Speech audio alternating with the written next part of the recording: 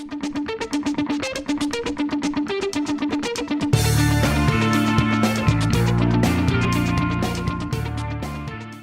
and thank you for joining today's episode of the Digital Stratosphere podcast. My name is Eric Kimberling. I'm the CEO of Third Stage Consulting. We're an independent consulting firm that helps clients through their digital transformation journeys. And I'm here with Wayne Holtham, who's the Vice President of the Third Stage Asia Pacific office based out of Brisbane, Australia. Wayne, thanks for being here today. Thanks, Eric. It's good to be back again.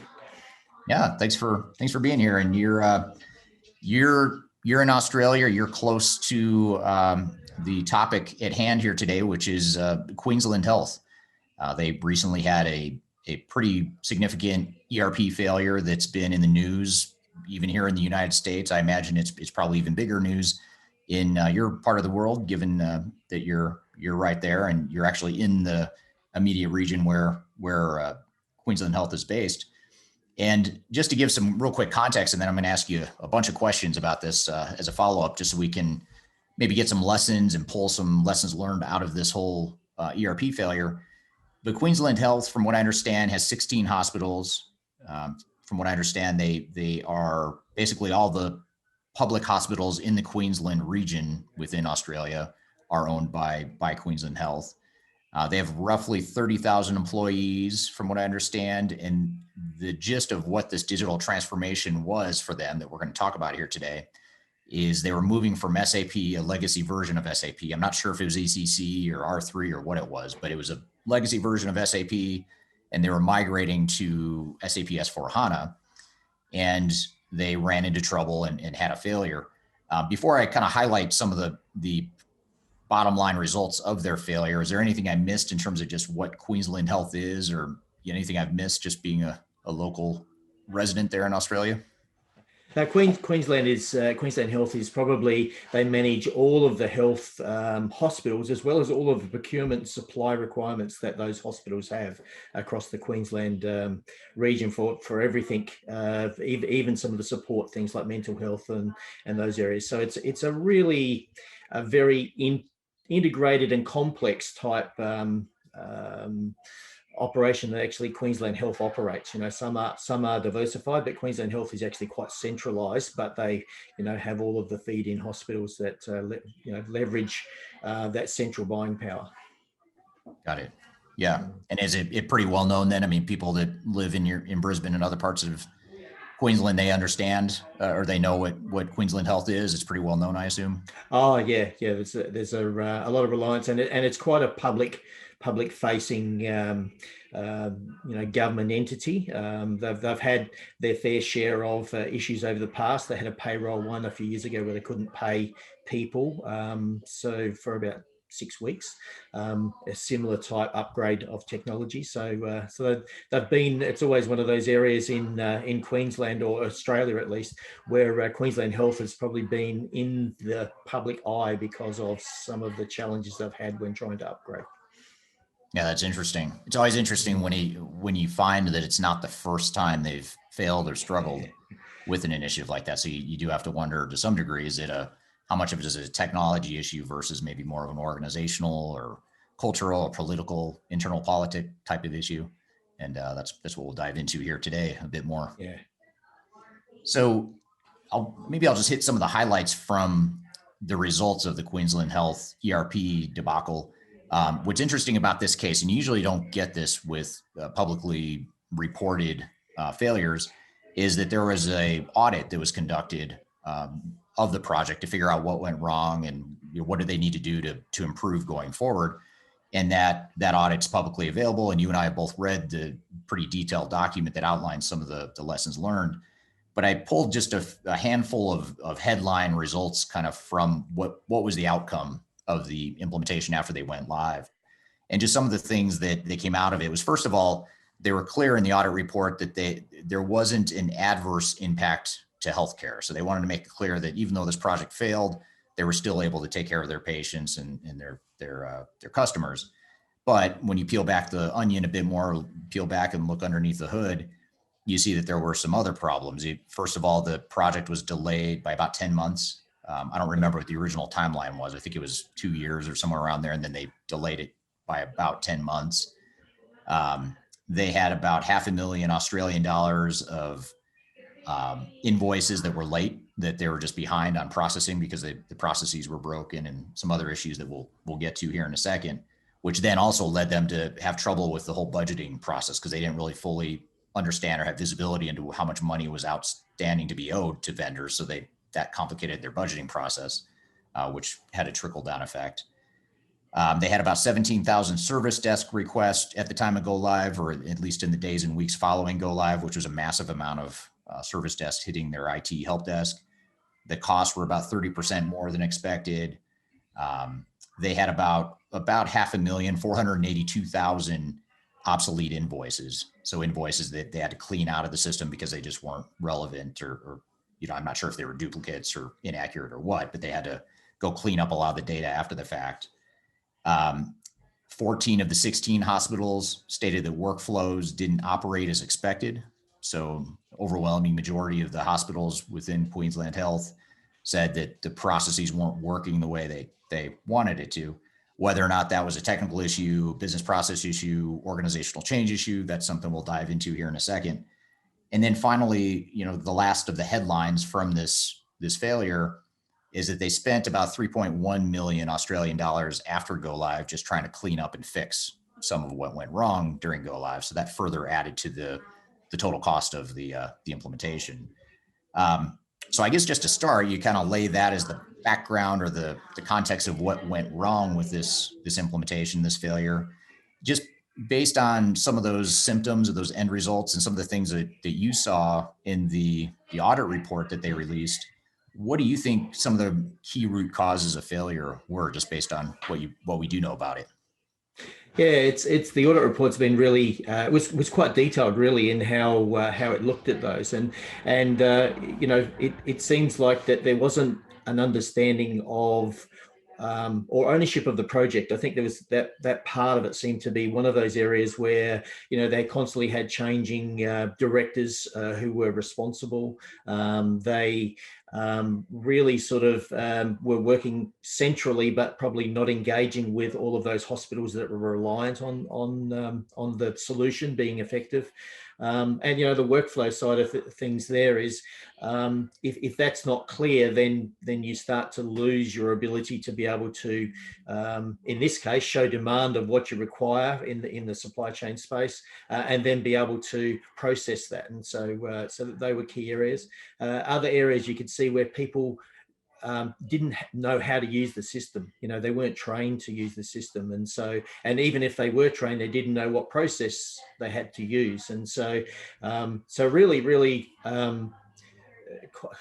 quite scary stuff when you think that you've got an organization that is 30,000 people that are going live, and in front of them they don't know what they need to do when they push the button, or what they have to do on the screen. So that some really big failings when it comes to sort of taking what is a technology solution and taking it to the business, for the business to be able to use. And I think that's a key the key areas. And I suppose the last piece is it didn't seem like they had the understanding of how they could actually see what they were doing, so then you can't see what's going wrong. So the reporting aspect was I suppose the last piece, where that's where you continue to keep working and finding that you've got a lot of redundant information in there that's not being actioned. And that's a big area. One of the challenges that we did here was that they migrated information. They didn't have that rule of what's active and what's not active. And so that when the system migrated all of that data in, all of those invoices, all those vendor invoices, some of those were actually inactive from the old system, but no one had really tested and checked that information was actually valid and still active. And so that confused the issue a lot more as well. Yeah. I want to come back to a lot of those points you just made, maybe unpack those a little bit more. But just hearing you talk about this and kind of building on the context setting I gave at the beginning, it's kind of scary to think about something like a hospital chain that's that important to the public health of Queensland.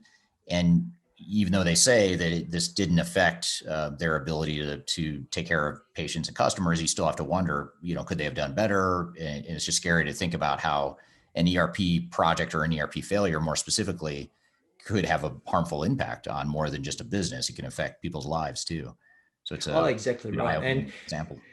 And it was interesting that the way that many of the hospitals mitigated, they actually purchased directly instead of through the central system. So that had, I suppose that's where they were able to not necessarily overcome, but to address the shortfalls that were there, and obviously some pretty good vendors that allowed them to actually, continue supply without necessarily the stop of not payment. So. Yeah.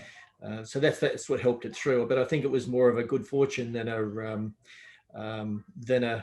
real something you could say. Well, we didn't impact. I think it was because a lot of other people helped out to make that or reduce that impact.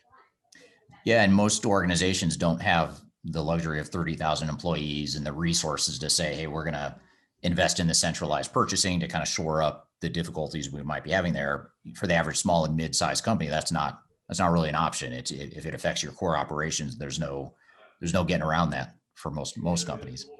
No, exactly right. And and hospitals need to have constantly this flow of materials, and you sort of think everything from their medications to their PPE to their even the operations of cleaning, and all of those sort of things that go on are all managed through that central system. So you can see it's a real lifeline for many of these hospitals, and it is surprising that they probably didn't feel as much of the effect as one would imagine. Yeah, yeah, absolutely. And it's especially because the go live happened, if I remember correctly, it was late or in the second half of 2019. So just a few months before COVID happened, and the health impact that had on the whole world. So it was a pretty risky time for them to experience this sort of failure. Obviously they didn't know, and no one knew that COVID was going to happen just a few months later, but that's a scary time to be thinking about an ERP failure if you're a hospital. Oh, exactly right. And, being a government entity, there's always that political pressure of trying to contain costs and trying to obviously manage the rising cost of health. Even before the pandemic probably changed that, and the fact that people now view health as a bit more of a primary need than, the politicians believe it's managing the costs. And so they all were managing that side of it as well, because there was a pressure on reducing the I suppose the costs within the hospital ecosystem as such. Yeah, yeah, absolutely. Well, I want to come back to a few things you mentioned here, and dive into a little bit more. One of the things you talked about was the overall accountability and governance of the project in general. And in the report, in the audit report that you and I both reviewed, they talked about how there were a number of different reorganizations or restructuring of who was accountable and responsible for the project. What are some of your observations about that, and how you think that might have affected the overall success or failure of this project?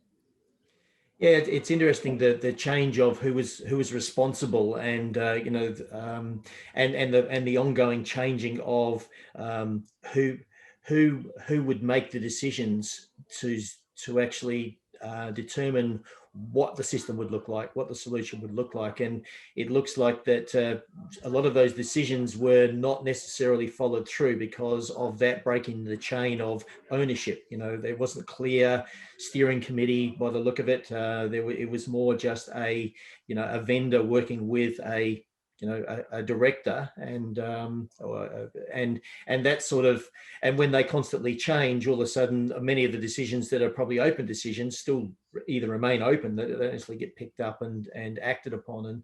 And in this case here, that's what it seems like, is that they had this series of change of responsibility, and not necessarily the conduit that actually continued what was happening, because the ERP is quite a long drawn out development of a solution, and it needs continuity to actually make that to make the solution effective at the end of the day. And by having those constant changes there, you lose that consistency of decision, consistency of closeout of any of the issues that might happen. And also you change focus slightly, because everyone, when you change ownership, someone has a different driver of what they're actually looking for. So all of a sudden, the solution that started changes out to be something different, and that's not always a good outcome. Yeah, yeah, absolutely. It almost sounded like it was almost a bit of hot potato. You know, who's gonna take this? Who wants the ownership of this project? And it didn't seem like there's a lot of strategic deliberation around, hey, this is a very strategic project and we want our best executives or our most influential executives on this. It seems like later in the project, they were sort of scrambling to figure out who is best suited to streamline this and really get the project on track. Yeah, and it's an interesting scenario because one of the observations that I think that comes out in this is that they didn't really have an understanding of what the technology program they were putting in place, and so they're maybe good at health, delivering health outcomes, but it was more like, let's outsource our problem and get someone to deliver this for us, and we'll just make the decisions we need to make along the line as we move forward.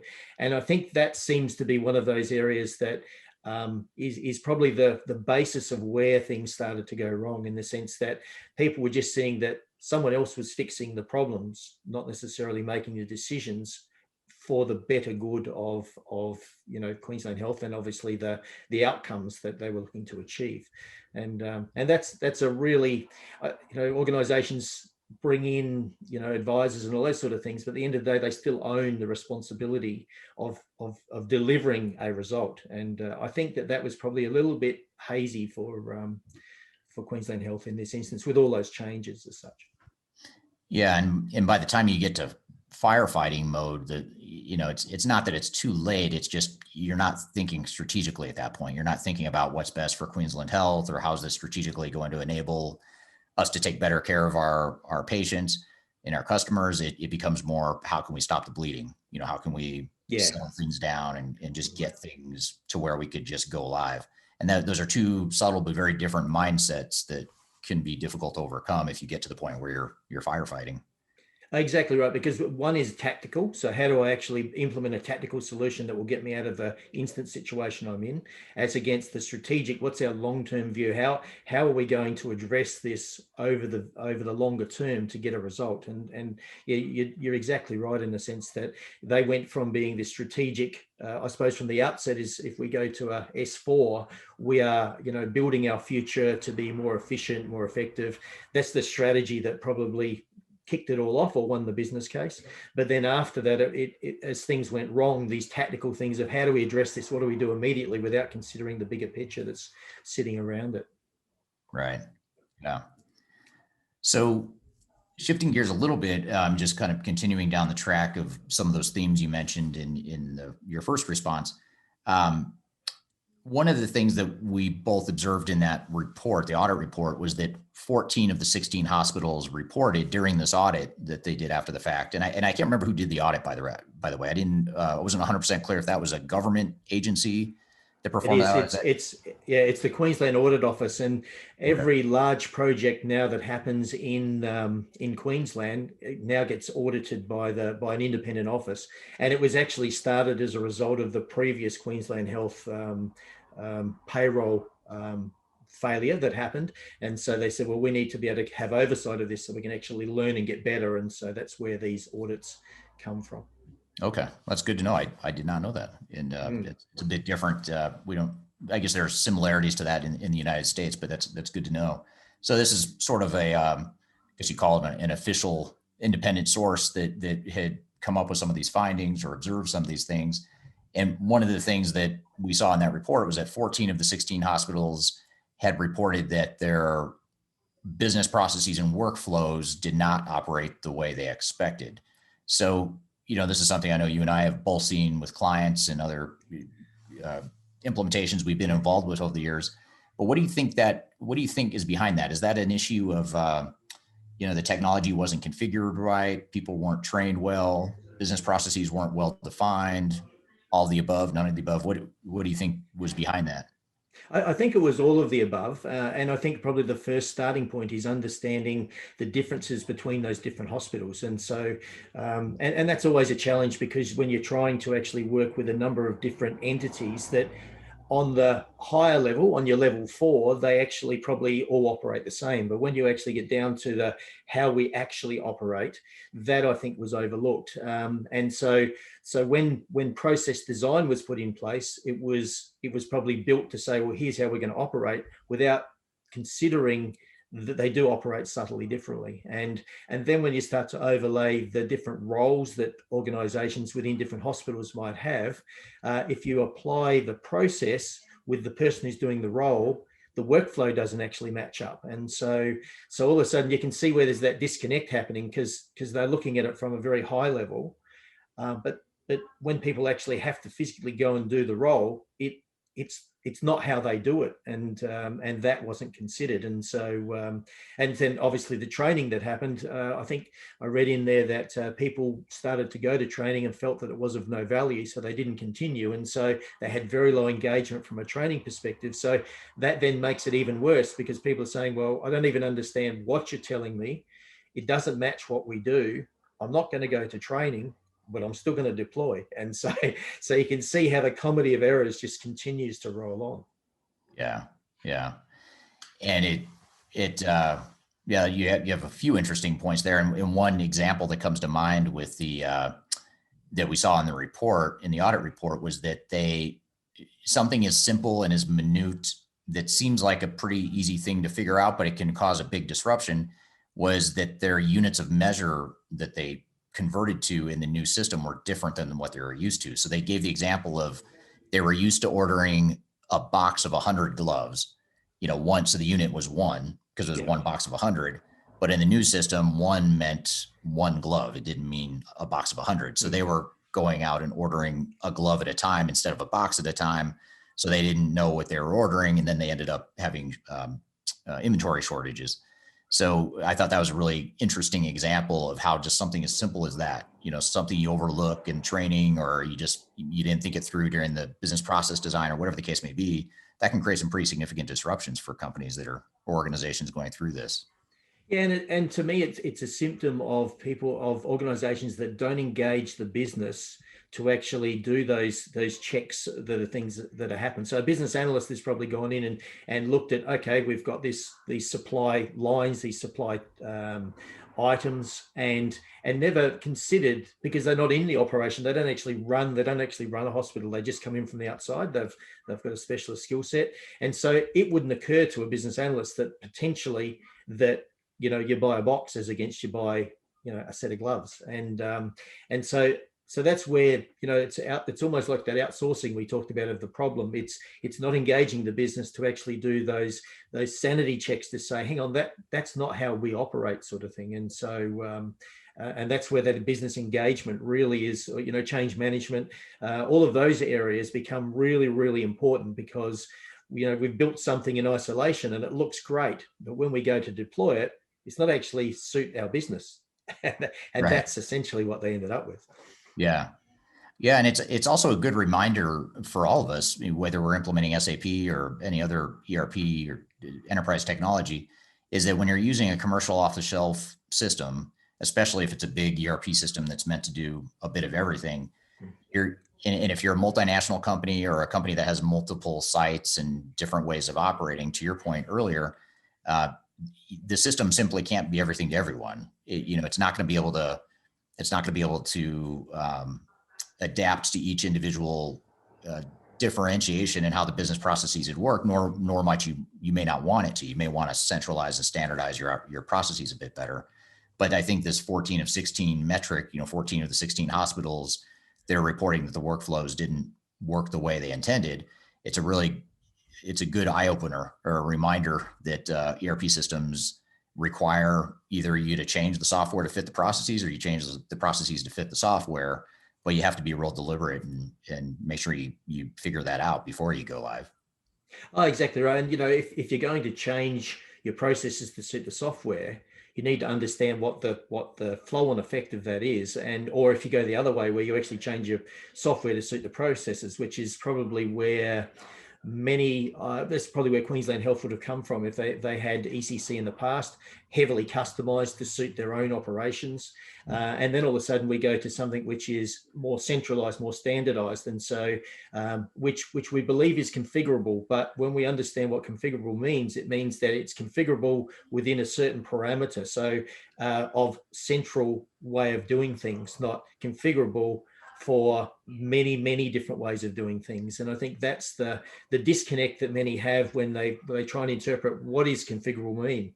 It means that, yes, we can make it do many things, but we can't make it do separate individual things for every different entity because we've got a centralized approach we're rolling out. And interpreting that for many organizations is a hard thing because they go, oh, it's configurable. You'll be able to make it do what I want it to do because that's what I had before. Yeah. How hard can it be? Yeah, that's right. Right. Well, that's good. Well, we're going to take a quick break here. I'm here with Wayne Holtham, Vice President of Asia Pacific, the Third Stage office. I'm the CEO of Third Stage. My name is Eric Kimberling, and we'll be right back with more of the Digital Stratosphere podcast, and we'll continue this conversation about the ERP failure at Queensland Health. We'll be right back. Okay, welcome back to the Digital Stratosphere podcast. My name is Eric Kimberling, CEO of Third Stage Consulting, here with Wayne Holtham, who is the Vice President of Third Stage Asia Pacific, based out of Brisbane, Australia.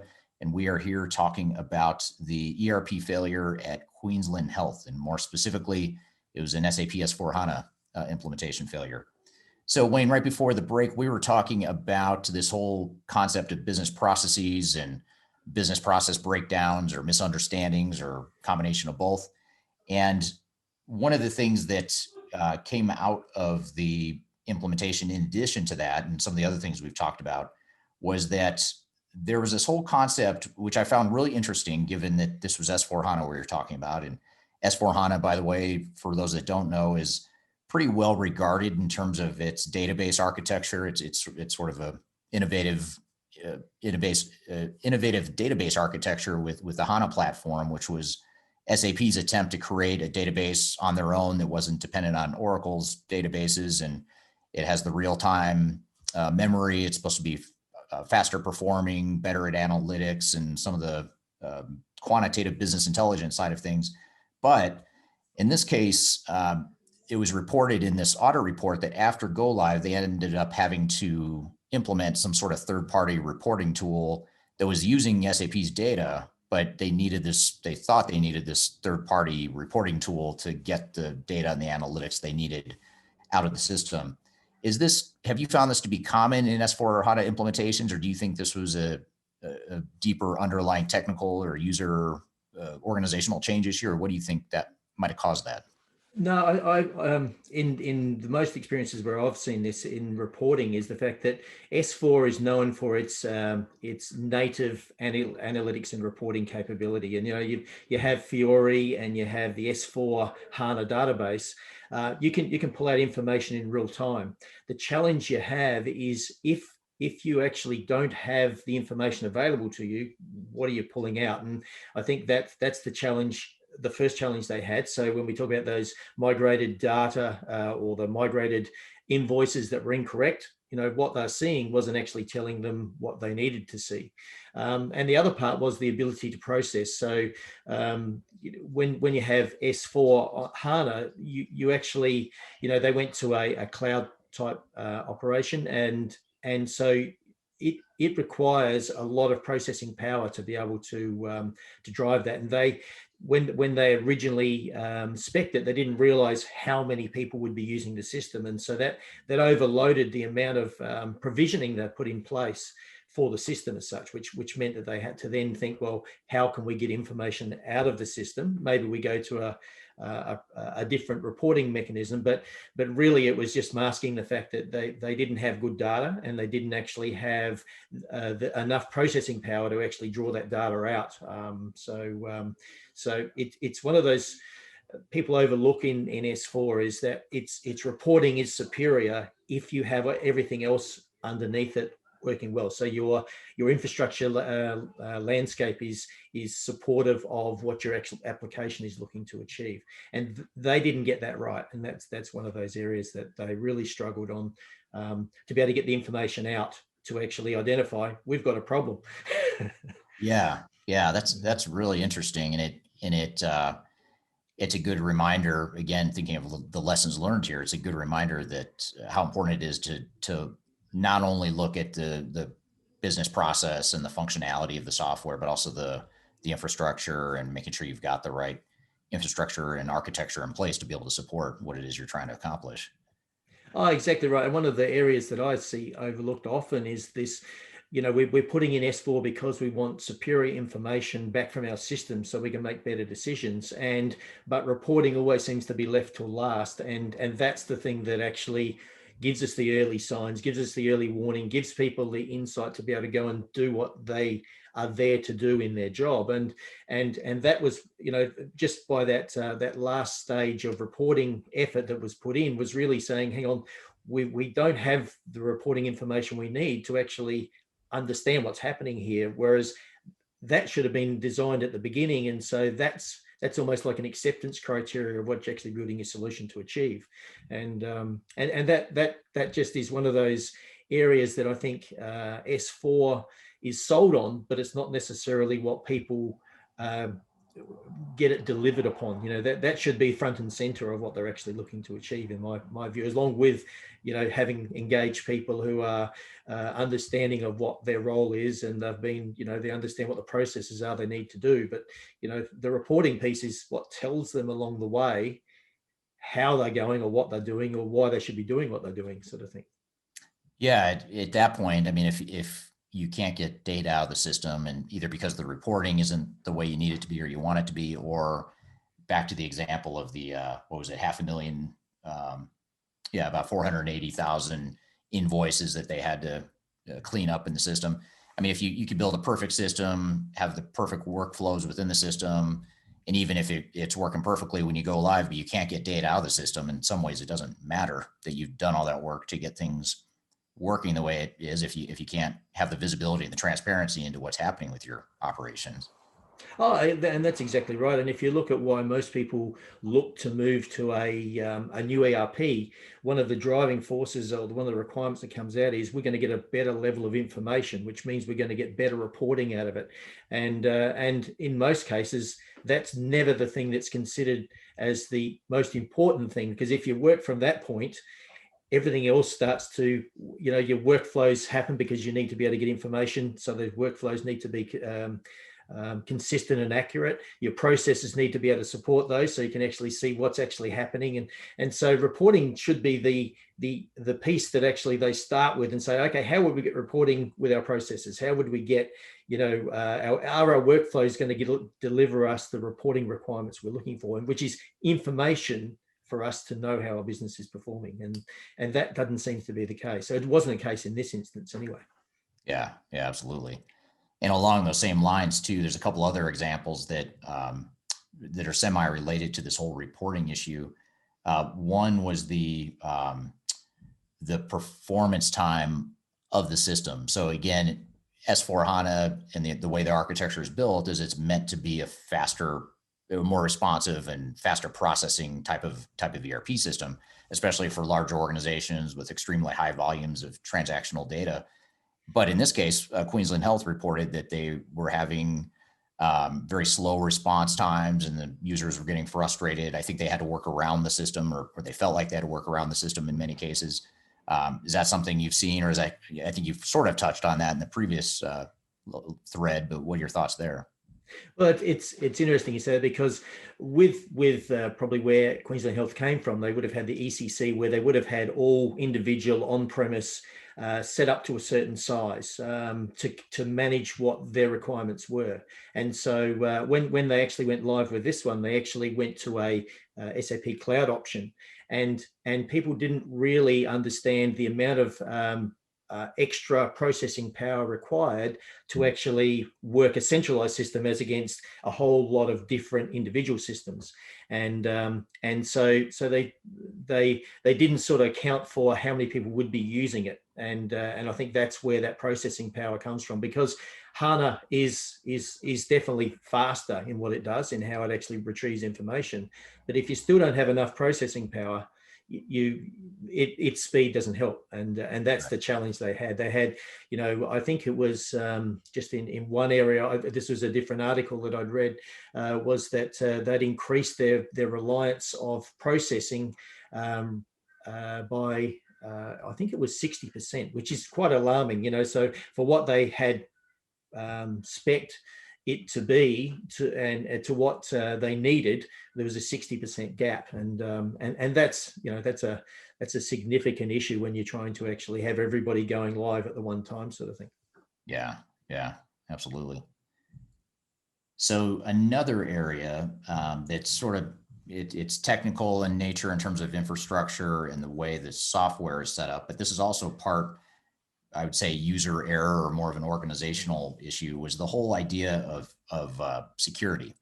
And they talked about how in the audit report, and I'm paraphrasing obviously, but there's a section in there that talks about how they couldn't rely on the financial results that were reported in the system just because they didn't have the right security controls in place as far as who could make entries in the, I don't know if they were talking about the GL or if there was other, POs and payments to vendors or what it was, but they're making a general statement that there was issues with the security and controls. And that seems to be an area with these big implementations where, back to that theme we were talking about with the performance of the system and reporting, it's like you spend, say, 80 or 90% of your time and effort on just getting the core working, and you have trouble getting that 80 or 90% done, but then you fail to get that last little 10% that's going to add the most value, and things like reporting and performance. And then here, also with security tends to be, when you talk about like user profiles and who can do what in the system and what roles and responsibilities are going to be, so often that's an afterthought, and it can create huge problems, even if the system's working perfectly. If you go into the system and you can't do your job not because the system doesn't work, but because you don't have the right security profile, that has a huge impact. But so many companies just overlook that, or they just wait till, right before go live or even after go live to figure all that stuff out. But what are your thoughts on that? Yeah, it's interesting you say that, because what happens is it is very complex having security roles. When you look at S4, Fiori is it's a task based. So when you actually click on a tile, you're actually going, what is the task I'm going to do? And because SAP is quite, you can create, you can change, you can approve, you can delete. So that's where the security piece comes in. So you don't want the one person being able to create something, change something, and approve something, because you can have road buying, you can have people changing accounts, GL accounts, actually buying things outside for themselves, not necessarily for Queensland Health. So that security piece is there. And what it looks like they've done here is they've taken the approach where they've still left they've not considered those lower level roles within the security framework. So the security framework gives you some authorizations and access levels. And if you are too tight on those, you can stop your business from actually doing what it needs to do.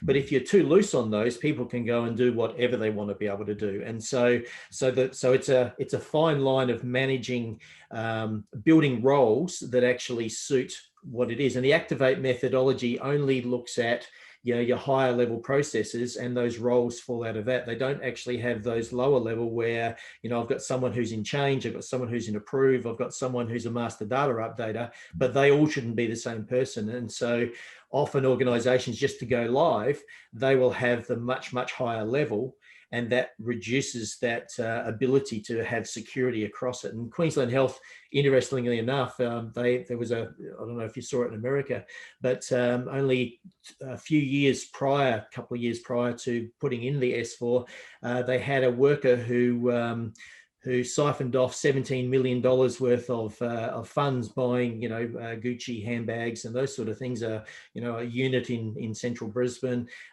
because he had so much access available to him, he could actually buy, approve, and then hide hide their evidence sort of thing. And so it's surprising that their security model wasn't stronger, because they'd already come off of a very publicized breach of security in the past. So That's interesting. That's really interesting. I hadn't heard of an example that broad, with a security breach like that. But a lot of people don't think about that. They just think, I think when a lot of people think of security, they think outside hackers or, some nefarious bad actor on the outside. They don't necessarily think about just your own employees, even if they're not ill-willed. They not having the right security setup can have a lot of implications. Oh, it can. Yes, that's right. And it makes it worse if you just imagine if they haven't been trained and they don't understand some of the other things that you're actually doing from a financial perspective. So if they have the ability to go and change accounts, change general ledgers, or change cost allocations and those sort of things, what damage are they actually doing, which they don't really understand because they just haven't been trained. So, and that's the other part of, I think, the debacle that Queensland Health had, was they had people in there going, well, how do I get rid of this out of the system? I'll just delete it, and there's a flow-on effect for that. So that's some of those challenges that I think they refer to. Yeah. So fast forwarding a bit, then we get close to the go live, and we've talked about a lot of the stuff that led up to the go live and some of the decisions and potential decisions they made that may have contributed to some of the challenges. But then we get close to go live, and there is what did they call it? They called it an outside assurance review that happened just a few weeks or a couple months before the planned go live. And I found this really interesting because it was pretty ambiguous to me when I read this, but they said that the status of the or the overall summary status of the outside assurance review that they did of the project to basically assess whether or not they're ready to go live. It's sort of a go, no go type of assessment from what I understand. But they said it was amber/green, which to me is, what does that mean? I don't know what that, I couldn't tell you if that's good or bad, but sounds like a bit of both. But what they identified in that review were I guess 12 major risks or 12 risks that need to be addressed, and they addressed or closed out 7 of those risks prior to go live, but there were still 5 outstanding risks that they were still trying to mitigate as they went live. What are your thoughts here? Is this just the way SAP and ERP projects are? Should they have changed course? What are your thoughts? I think one of the areas when it comes to getting an outside assessor to come in and assess the readiness of a project to go live is what's the basis that they're actually assessing. And so if you can't see that all the deliverables have been met in completeness, or what the effect of that gap of completeness might actually be, then that creates that ambiguity. So many times people go, oh well, it's green, or it's amber, but it's almost green, so that would be okay. But it's then saying, well, what is the flow and effect of that? And I don't think that that's what was, when the assurance model was looked at, it was probably more, well, here's what we're seeing, but no one really understanding, well, if I do take this amber forward, that is going to mean this. And I think that's the challenge, where people have assurance that really doesn't look at or doesn't have that understanding. They sort of look at it from a process point of view, or a framework point of view, as against a really functional point of view. So this function isn't going to work if you're still amber, sort of thing, because people are not going to know what to do, maybe, if that's what the outcome was. And that's the piece that I think they look at, they fail to look at, is the fact that the assurance piece is just looking at, well, yes, we've got all of these sort of things ticked, but we're not understanding what that actually means. So it's I think that's where that decision to go live was probably one that, in hindsight, you would have said, well, maybe I need more of those to be green, and be certain of that. Yeah, and there's certainly, as you mentioned before, there's certainly a lot of internal politics or political pressure that you're under to go live, especially if you've already delayed 1 or 2 or 3 times, or however much. And especially if your board of directors or your executive team has a certain expectation and you've already missed that expectation, you're somewhat on a short leash, and you're less likely to want to delay again. but it's really important. It's easier said than done. I fully understand, but it's really important to take a step back and look at, if we delay the project, yes, we're going to spend more money and it's going to take more time. People are going to become a little bit more skeptical of the project because here we are delaying again. And there are costs and risks associated with that, but you have to compare that cost and risk. So you have to compare that cost and risk, with the overall impact of go live. And I think that's where a lot of companies just completely miss the ball or miss the big picture of, it might cost you X amount of time and money to delay the go live, but it's going to cost you a lot more than that to screw it up and, have a failed implementation. So that's hard for people to get their minds around a lot because they're so focused on, we just have to go live and we have to stop the spend. We have to stop the bleeding. But then they just punt the problem to the future. And now you've gone live, congratulations. But now the operations are a disaster and you can't service your customers, you can't ship product or whatever the case may be. Is that a dynamic you see often as well? Well, it is, and it's an interesting one because you say, well, we go live, we'll stop the bleeding, but you actually don't. You actually increase the amount of blood flow, right? And that's the bit that many don't. They sort of think, well, once I've gotten this out of the way, then my responsibility is shifted, and and that's, I think, where some of those decisions don't understand the full impact of going live and not being ready to go live, and that's where you see these ones that they prematurely do it because they feel the pressure, or like you say, there's a number of elements that are saying you must, instead of someone standing up and saying, well, this is what is likely to happen. Are you prepared to do that? And maybe that was said, but in this case, there's still more money to go as such. So yes, they are operational, but as they freely admit in that audit report, there is a significant amount of work to do, and they're just starting now. COVID sort of interrupted some of that remediation work, but they're just starting now to actually work on that remediation. So this isn't probably the end of how much they will continue to bleed. Yeah, and that's a great segue into the last question I had, which is, they're doing this restart, and then they're doing the what are they calling it? The business integration project, which is basically to optimize the benefits and stabilize the system and just get more out of the existing implementation. But with that in mind, and having the benefit of hindsight, what kind of recommendations would you make to the team at Queensland Health in terms of either, let's start with what to do from here on forward. I mean, what would you recommend based on where they are right now from what we know? What would your recommendations be there? I think they need to go back and actually start to look at those processes that they have in place now and see where the differences are between what they perceive as being what the process should be as against what's actually happening in the business. And that will uncover many of the things, that the gaps in workflow, the gaps in data, information that might be there.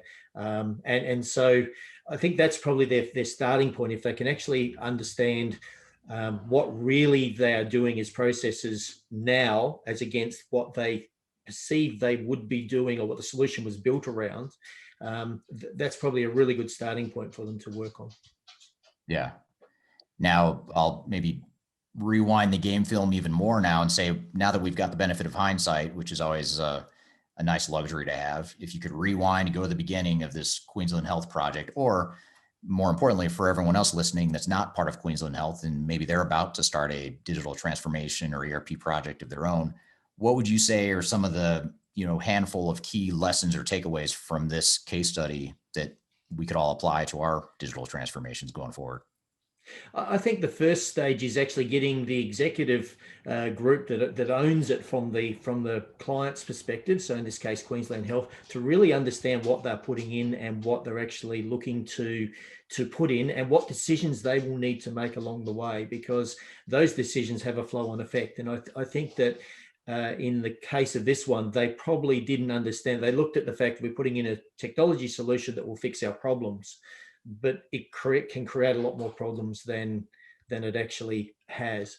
And then the next piece is, okay, so as an organization, what are our processes all the same, or are they not? And, from a high level, they might, but it's really delve down and say, well, let's understand what we do and where our differences are and address those, because then that helps understand how much we have to change the way people work, how we have to train people.